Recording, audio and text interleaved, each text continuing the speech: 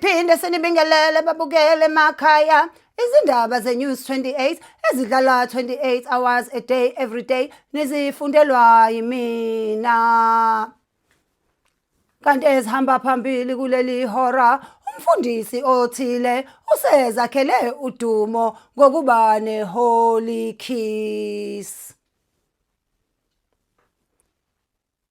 Kubikwa ukuthi umfundisi othile wasezweni elithile elazakhela udumo umhlaba wonke ngokuba nabafundisi abathile abanezimanga. Usezakhele udumo ngokuba ne-Holy Kiss okubikwa ukuthi ubiza abaza kwinkonzo yakhe abaqabule abafake ulimu bese ebathembisa ukuthi zonke izinkinga zabo zizophela.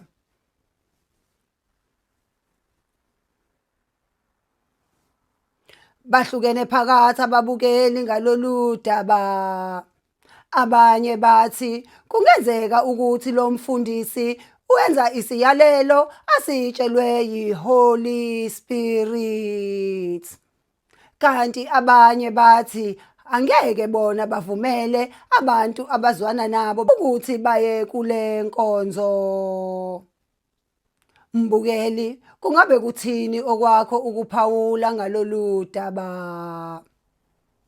Mbukeli, sizibeka lapho ezaleli ihora siphinde futhi sihlangane uma kugamanxa ihora noma yiliphi.